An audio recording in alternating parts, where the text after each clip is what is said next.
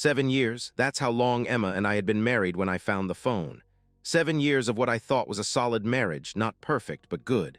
We'd been talking about having kids. We had plans. A future mapped out in our suburban house with the white picket fence and the two-car garage. From the outside, we looked like the couple everyone wanted to be. Emma was the organized one, always had her life together, always knew where everything was. I trusted her completely. Maybe that was my first mistake, trusting too much, questioning too little. When you love someone, you don't go looking for reasons not to. It was a Tuesday evening when she asked me to grab her sunglasses from her car. Such a simple request. Such an innocent moment that would shatter everything I thought I knew. "They're in the glove compartment," she called from the couch, not looking up from her phone. She was scrolling through Instagram, laughing at something one of her friends had posted. I remember that laugh. It was light, carefree, the laugh of someone with no secrets. I walked out to the driveway, keys in hand, evening air cool against my skin. The car smelled like her perfume and the vanilla air freshener hanging from the rearview mirror. I opened the glove compartment and started rummaging through the usual clutter. Insurance papers, hand sanitizer, receipts from gas stations and grocery stores, a lip balm she'd been looking for last week.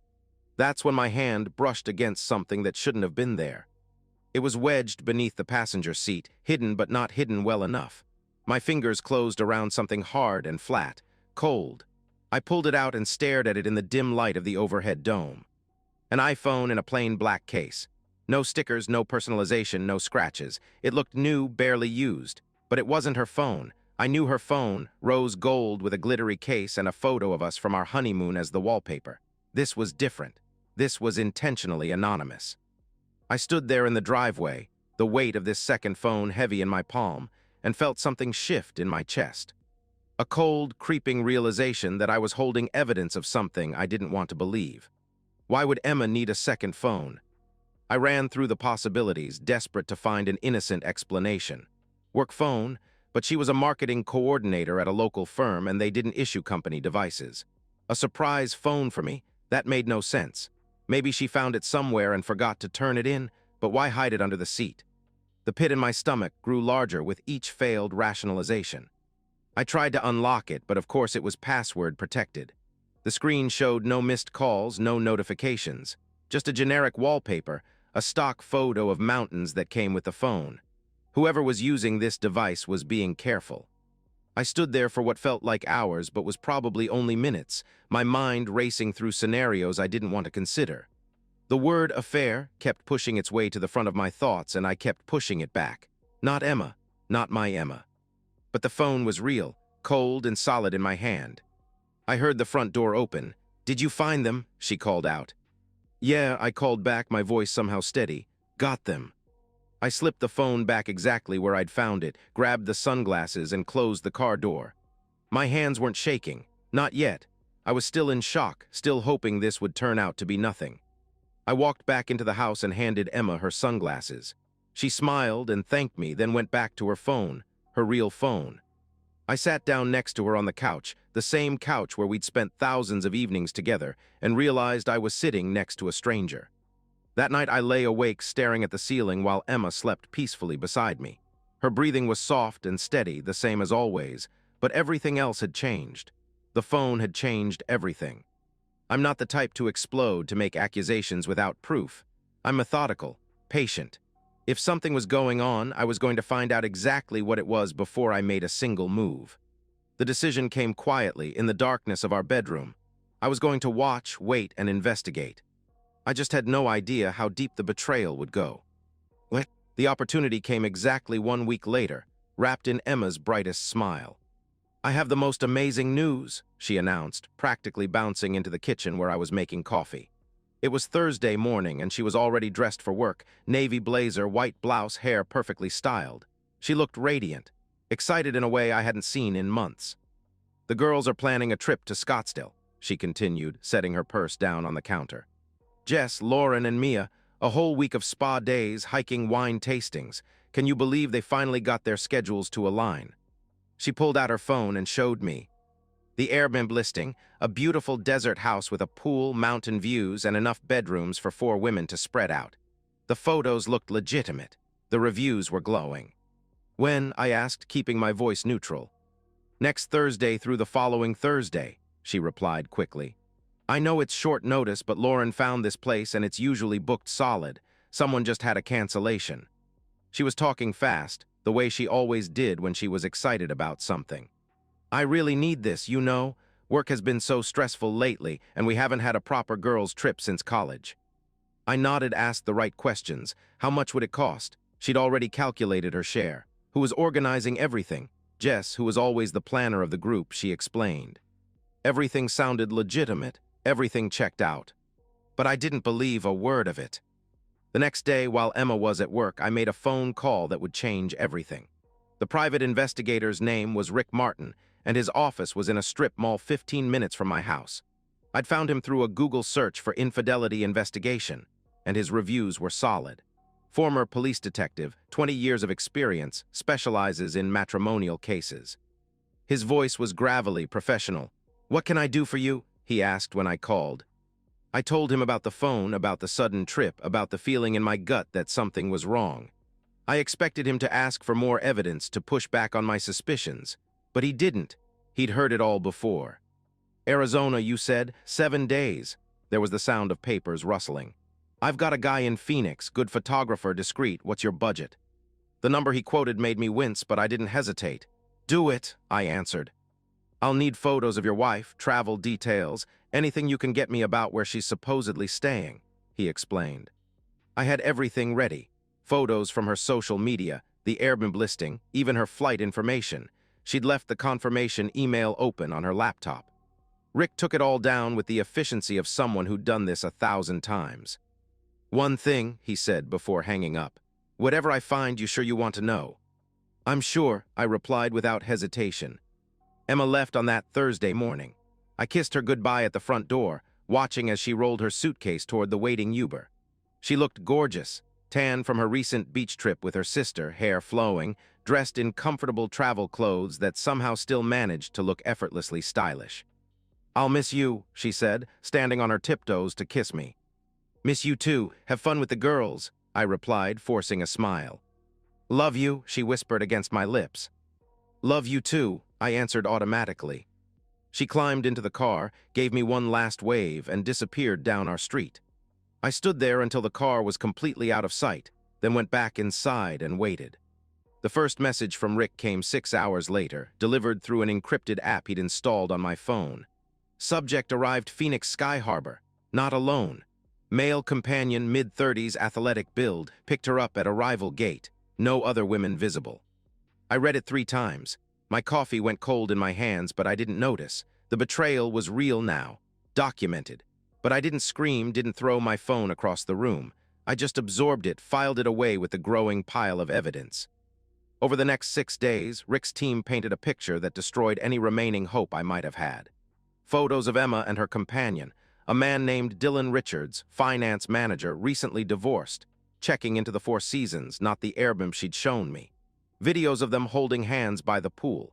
Images of them kissing over dinner at an upscale restaurant. Each update was a knife twist, but I read every one. I saved every photo. I documented everything.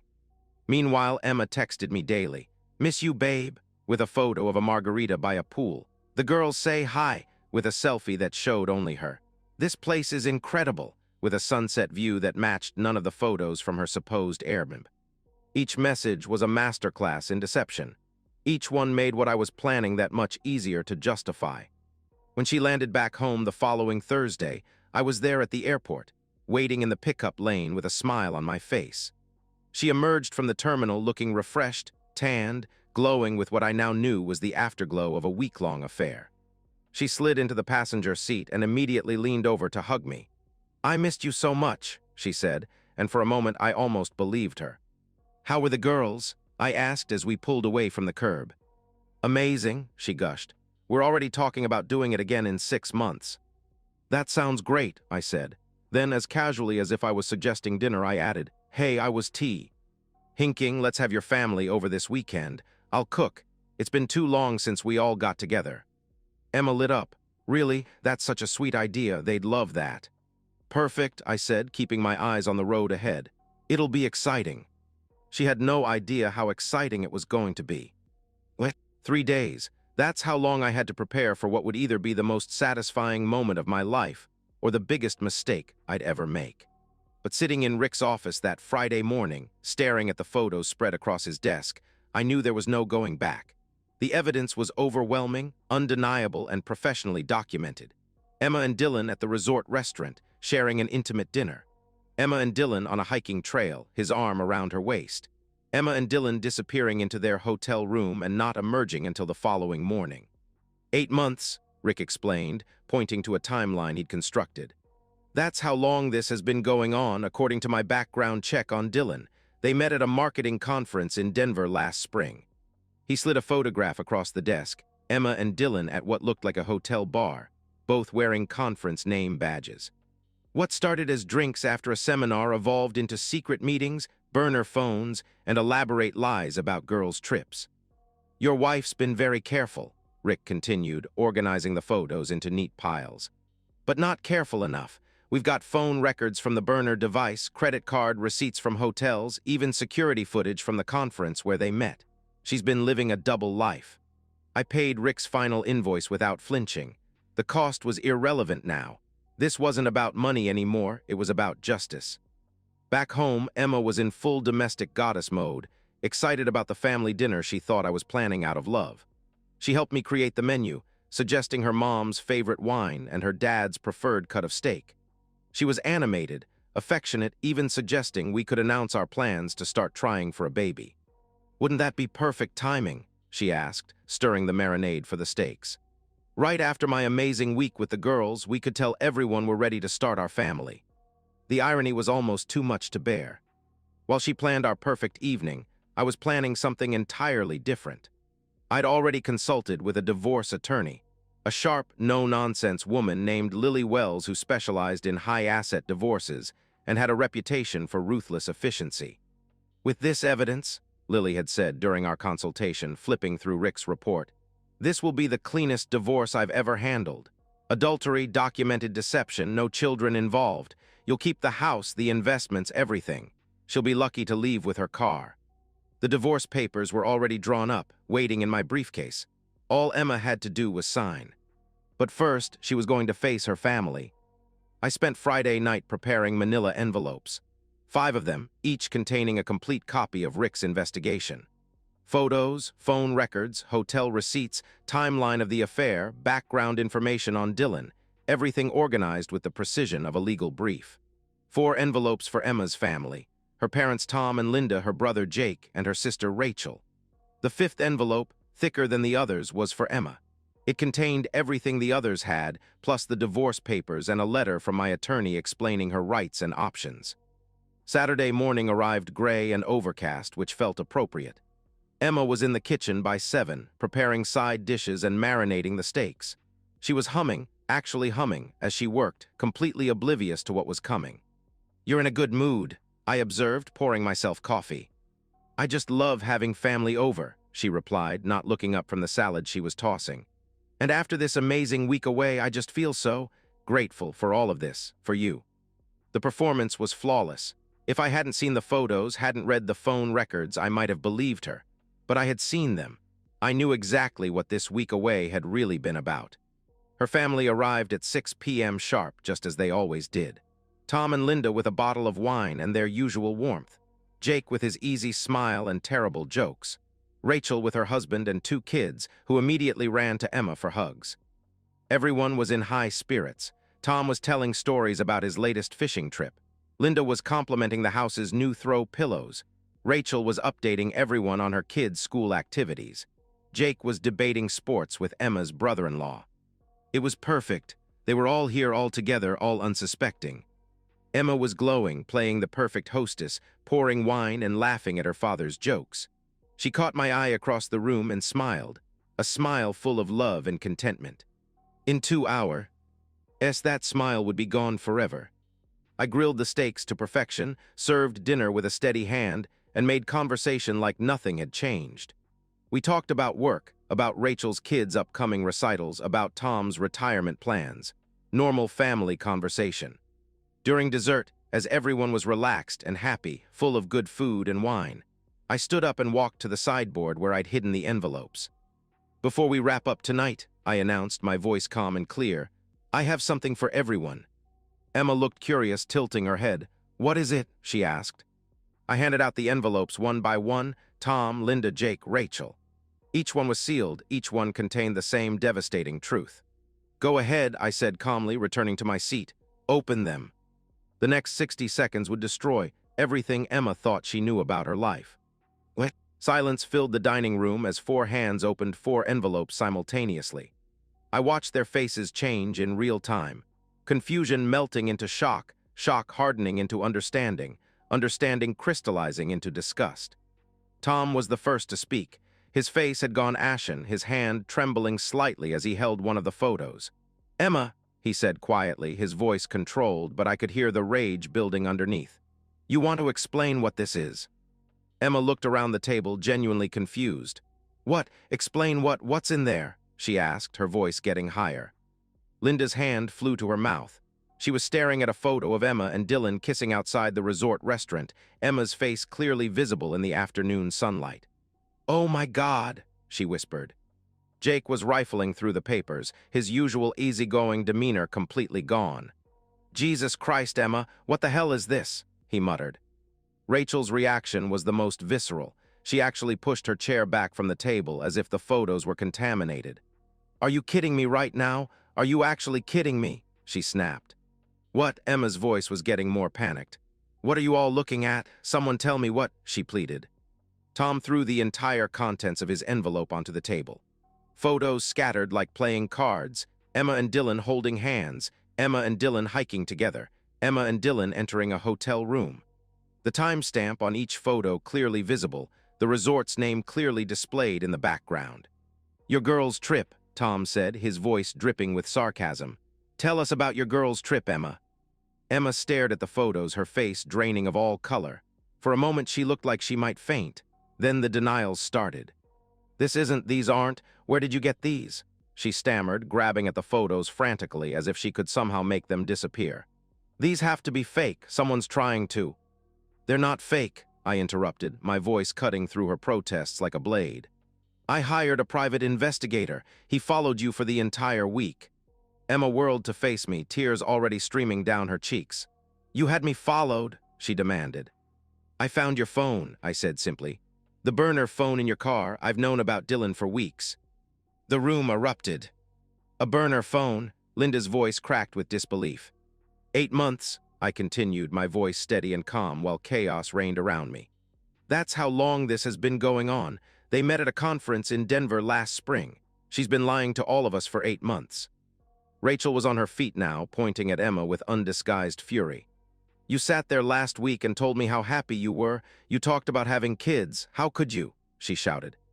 It's not what you think, Emma interrupted, sobbing now, reaching for her sister across the table.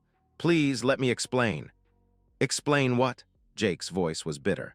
Explain how you lied to everyone who loves you. Explain how you humiliated your husband while we all sat here thinking you were the perfect couple. Tom stood up slowly, his face a mask of disappointment and rage. In all the years I'd known him, I'd never seen him truly angry. He was a gentle man, a quiet man who believed in family and loyalty and doing the right thing. Seeing him like this, jaw clenched, fists trembling, was almost scary. How could you do this? He asked, his voice barely above a whisper. To him, to this family, we raised you better than this. Daddy, please, Emma began. Don't, Tom said firmly, holding up his hand, cutting her off. Don't call me that right now. Emma turned back to me, desperation written across her face. Baby, please, can we talk about this privately? Let me explain, she begged. Explain what? I replied coldly. I reached into my back pocket and pulled out the 5th envelope. Explain how you texted me every day from Arizona. Miss you, babe. The girls say hi. Every single message was a lie. I slid the envelope across the table to her. Open it, I commanded. Her hands were shaking so badly she could barely tear the seal. Papers spilled out, more photos, phone records, hotel receipts. And at the bottom, the document that would end everything. Petition for dissolution of marriage. No, she whispered. The word came out barely audible. No, no, no. Dissolution of marriage. Linda read over Emma's shoulder, her voice hollow. She divorced me the moment she got on that plane to meet him, I explained matter-of-factly. I'm just making it legal. Emma was on her feet now, grabbing my arm, her face streaked with tears and mascara. "We can fix this. I'll end it. I'll never see him again. Please, we can go to counseling," she pleaded desperately. I pulled my arm away gently but firmly. "There's nothing to fix. You made your choice. Now you get to live with it," I said calmly. "Where am I supposed to go?" Her voice cracked with panic. Tom's voice was ice cold. "Not home. Don't even think about coming home." Linda nodded, tears streaming down her own face. "You made your bed, Emma," she said firmly. "Mom, please," Emma tried again. "No," Linda's voice was final. "You don't get to be our little girl anymore, not after this." Rachel was packing up her kids' things, her movements sharp and angry. "Come on, kids, we're leaving," she announced. "Why?" her 6-year-old daughter asked innocently. "What's wrong with Aunt Emma?" "Aunt Emma made some very bad choices," Rachel replied curtly. "And now she has to face the consequences." Jake was already at the door. He paused and looked back at Emma one more time. "I don't know who you are anymore," he said quietly. "But you're not my sister. My sister wouldn't do this." One by one they left. Each one stopped to apologize to me, to tell me they were sorry, that they had no idea. Tom shook my hand, his grip firm and steady. Linda hugged me, whispering, "You deserve so much better." Rachel squeezed my shoulder. Jake just nodded, man to man, understanding passing between us. And then it was just Emma and me in the dining room, surrounded by the wreckage of what used to be our life. "You have 2 hours," I said quietly. "Pack what you need. Everything else we'll figure out through the lawyers." "Please don't do this," she whispered. "I love you." "No," I replied firmly, standing up and walking toward the stairs. "You don't get to say that anymore." I went up to the guest bedroom and closed the door behind me. Downstairs, I could hear her sobbing, making phone calls to friends who wouldn't answer, trying to find someone, anyone, who would take her in. But I'd been thorough. Rick's investigation had included Dylan's background. He was divorced, living in a small apartment, already growing tired of the drama Emma brought to his life. She'd burned through most of her savings on secret trips and burner phones. Her family had disowned her. Her reputation was about to be destroyed. An hour and 45 minutes later, I heard her car start in the driveway. I looked out the window and watched her drive away with 2 suitcases and nowhere to go. It was done. What? The silence in the house after Emma left was profound, not the comfortable quiet of evening, but the heavy stillness that follows devastation. I sat in my living room, surrounded by the remnants of our dinner party, and felt something I hadn't expected: relief. For weeks since finding that phone, I'd been living with a knot in my stomach, a constant sense that something was wrong. The phone had confirmed my suspicions, but it had taken weeks of investigation and planning to get to the truth. Now that it was out in the open, now that Emma was gone, the pressure in my chest finally eased. My phone buzzed constantly over the next few hours. Text messages from Emma's family, each one more supportive than the last. Tom texted, "I'm sorry you had to be the one to expose this. She fooled us all." Linda wrote, "You handled this with more grace than she deserved. If you need anything, we're here." Rachel messaged, "The kids are asking questions. I told them sometimes adults make bad choices and hurt the people they're supposed to love. I'm proud of how you handled this." Jake simply said, "Emma's been calling me. I'm not answering. She made her choice." Even Emma's extended family reached out, cousins, aunts, uncles who had heard the news through the family network. All of them expressing shock, disappointment, and support for me. Emma had burned every bridge in a single evening. The divorce proceedings moved with the efficiency Lily had promised. Emma tried to contest it initially, demanding half of everything, claiming the affair was a moment of weakness that shouldn't invalidate 7 years of marriage. But her lawyer took one look at Rick's evidence file and advised her to sign everything immediately. "Your husband has documentation of systematic deception spanning 8 months. Her lawyer explained during a conference call I wasn't supposed to hear, but Emma had put on speaker in desperation. "He has financial records proving you used marital assets to fund this affair. In a no-fault state, this evidence is devastating. Sign the papers, take what little he's offering, and consider yourself fortunate he's not seeking financial damages for emotional distress." She signed everything within a week. The house stayed mine. It had been purchased before our marriage with my inheritance from my grandfather. The joint savings account stayed mine. The transaction records showed Emma had withdrawn thousands for her secret trips, essentially stealing marital assets to fund her betrayal. She walked away with her car, her personal belongings, and a reputation in ruins. Through mutual friends, I heard fragments of Emma's new reality. She'd moved in with Dylan immediately after leaving our house, but that arrangement lasted less than a month. Dylan's ex-wife, it turned out, was a formidable woman who made sure everyone in his social and professional circles knew exactly what kind of person Emma was. The affair that had seemed so exciting and romantic in hotel rooms became a liability in the real world. Emma's own friends, the real ones, not the fabricated girl's trip alibi, cut her off one by one as the truth spread. The marketing firm where she worked let her go after her affair became office gossip. Professional networks in our small city talked. In a place where reputation mattered, Emma's was radioactive. 6 weeks after the dinner, I heard she'd moved 3 states away to live with a cousin who barely knew her. Her social media accounts went dark. Her phone number changed. Emma had effectively disappeared from the life we'd built together, and no one seemed particularly upset about it. Her family never spoke to her again. Tom and Linda still invited me to holiday gatherings, treating me more like a son than they'd ever treated Emma like a daughter after the truth came out. Rachel's kids still called me uncle, and Jake still texted about sports and asked for life advice. Emma had lost everything, and I'd gained a clarity I hadn't realized I was missing. The weight of living with deception, even when I hadn't known what that deception was, had been enormous. Now, in the quiet of my own house, with my own thoughts and my own plans, I could finally breathe. Some people might call it cold revenge. I called it consequences. 1 year later, I'm sitting on my back deck on a warm Saturday evening, beer in hand, watching the sunset paint the sky in shades of orange and pink. The house behind me is quiet but not empty. There's a difference between solitude and loneliness, and I've learned to appreciate the distinction. The year has been transformative in ways I couldn't have predicted. I thought the end of my marriage would break me, leave me bitter and suspicious and unable to trust again. Instead, it freed me. Without the constant undercurrent of deception I'd been living with for months before I even knew what it was, life became clearer, simpler, more honest. I started running again, something I'd given up years ago when Emma complained about the time it took away from us, she'd said. I reconnected with college friends I'd lost touch with. I took cooking classes, learned to play guitar, started reading again. All the things I'd slowly stopped doing to accommodate a marriage that was built on lies. I've been dating, tentatively. Nothing serious yet, but I've met people. Good people. Honest people. Women who don't need secret phones or elaborate cover stories to live their lives.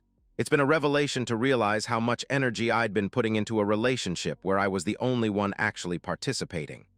Emma has tried to contact me a few times over the year. Holiday texts, birthday messages, attempts to explain, to apologize, to find some way back into the good graces of the family she destroyed. I don't respond. There's nothing she could say that would matter now. I heard through the grapevine that Dylan finally cut ties with her completely last spring, tired of the drama and the baggage she brought to his life. She's apparently working retail in whatever city she fled to, living in a studio apartment, completely disconnected from everyone and everything she once knew. People sometimes ask if I feel guilty about how thoroughly her life unraveled. The answer is no. I didn't destroy Emma's life. I just made sure the truth came to light. She destroyed her own life the moment she decided that marriage vows were optional and that the people who loved her were expendable. The revenge didn't heal the betrayal. Nothing could do that. But it gave me something equally valuable. The knowledge that actions have consequences, that some lines can't be uncrossed, and that sometimes the most powerful thing you can do is simply refuse to let someone get away with treating you like you don't matter. I finish my beer and head inside. Tomorrow I'm hiking with friends, then dinner with a woman named Sarah who makes me laugh and has knee. Vern needed to lie about where she's been or who she was with. Sometimes the best revenge is simply living well. But sometimes it's making sure the truth comes to light when people think they can hide in the darkness forever. Emma learned the difference the hard way.